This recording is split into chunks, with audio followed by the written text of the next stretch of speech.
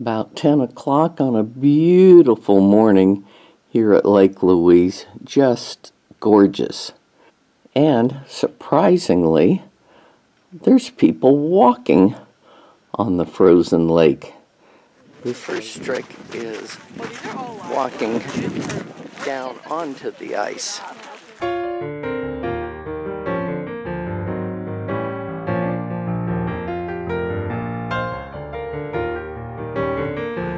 There's the end of the lake. Lots of people enjoying it. We were told this lake is 300 feet deep. And I can see that in the winter they do ice skate out here. We talked to a man who's been here many times, and he said, guaranteed before this totally melts, someone will fall in. This sign indicates the area of avalanche danger in the winter, and the next shot shows that area up close. And here's a couple of painters.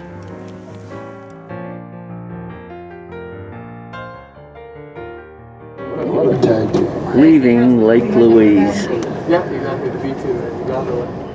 Connected to larger ice fields, however, we see a few glaciers that are still connected to ice fields.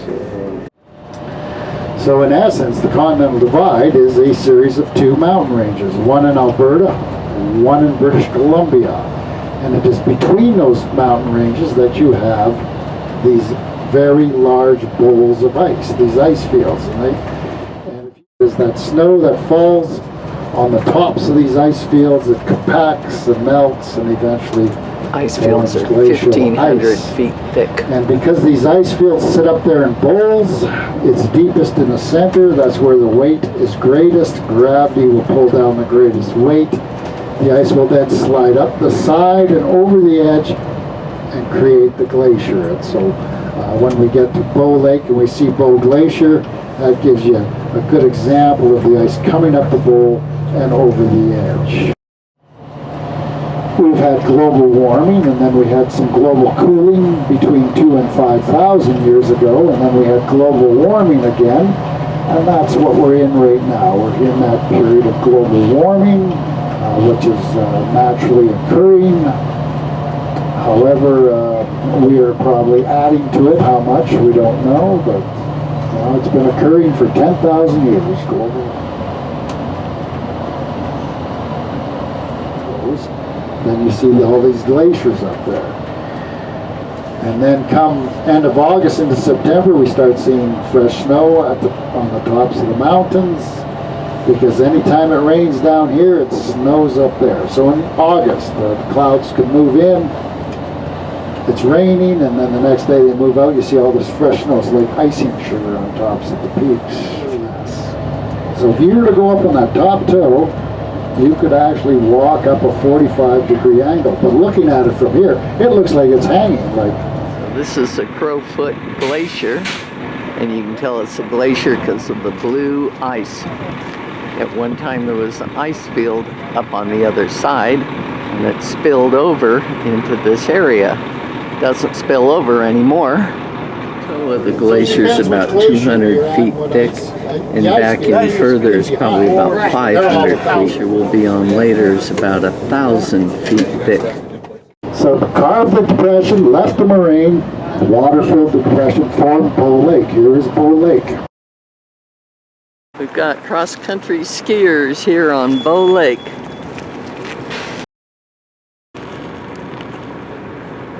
They're going to tell us about that building. Over at the far end here, there's a moraine where the glacier pushed sediment and rock down and made a little dam called a moraine. And he built himself a little cabin there right on the lake. And then the federal government established the national park in 1885. And when they did so, they came out to his little cabin and said, "Jimmy, you gotta go." And he said, "What?" He said, "You gotta go, it's a national park now." And he said, I was here before the national park, and they said, well, that's the way it is. He said, catch me first. And so they were unsuccessful at many attempts to try and catch him and bring him in. If anybody knew this land, he did. If you were ever stranded out here somewhere, boy, you wanted Jimmy to come and get you, you know. Well, it was just a matter of time before they got lost. And so a couple of days later, they sent some more people out, and where was Jimmy? Well, he was sitting on the porch of his cabin. And they said, oh, Jimmy, you're here. And they said, well, after some debate and conversation, they decided to say, all right, we'll let you stay. So it took him a matter of 20 minutes to go find the officers and come back, because he already knew where they were. And after that, they went and made it official. Let's give him 4 acres. So he was the only person who owned land in the national park. And so he owned those 4 acres of land, and then he built that big lodge you saw there. He added that on to his original cabin.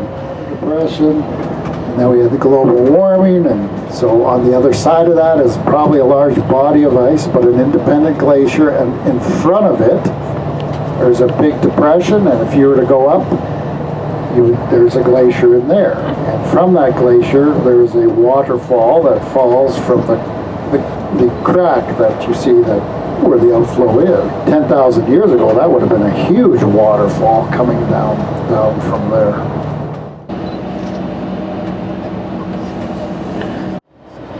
We're actually following another ice field. It's called the Freshfield Icefield. Probably about 1,500 feet thick in the middle of it. And the Columbia Icefield is referred to as the hydrological apex of North America, because off the Columbia Icefield on the southeast end, you have the Saskatchewan Glacier. That starts the Saskatchewan River. We'll cross it, just goes up through Jasper, and then heads east out of the mountains, and then north up into the Slave River system, Slave Lake. From there, the Slave River flows into the Mackenzie River, and the Mackenzie River goes into the Arctic Ocean. Saskatchewan River. 2,000 years ago, the river would have been right here. You know? It would have been a huge, massive river. Lots of water still coming. See where this horrible fire came through here about 4 years ago. A man named David Thompson came through here in 1807. First European to reach the Columbia River by crossing the Rocky Mountains, but when he got to the Pacific Ocean, he found the American flag at Fort Astoria. Here, they'll go to the bottom of those avalanche chutes, because you know, a sheep or a goat may have been carried down with it in the wintertime and buried, and to a bear, that's like meat in a freezer. And here's a big slide that came down, probably, I don't remember when, maybe 15 years ago. The road was closed for 3 days while they cleaned it off here. There's a good slope here, a few different slopes that we see mountain goats. Water.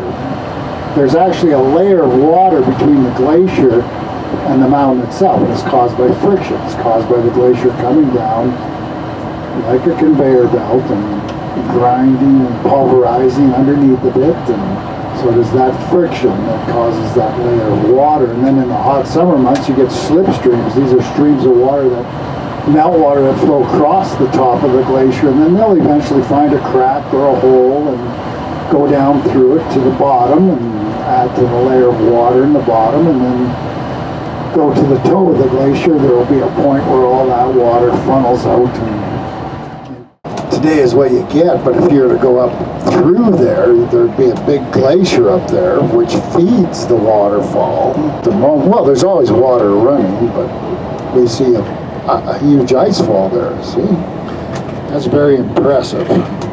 So if you were to climb up there, go through there and just turn left, a big glacier sits up there. Not an ice field, a glacier.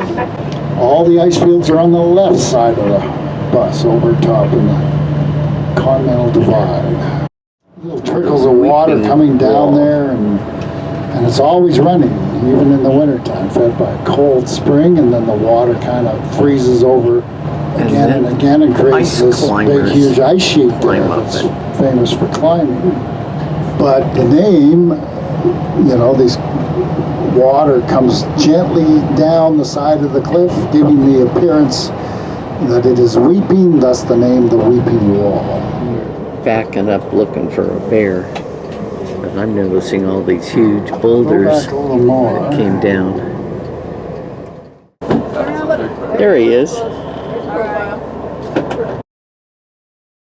Yeah, well, I guess they saw it. That's a blackberry, obviously. So your last view of the Saskatchewan River Valley. The name of the bird is. They ski here till the end of July.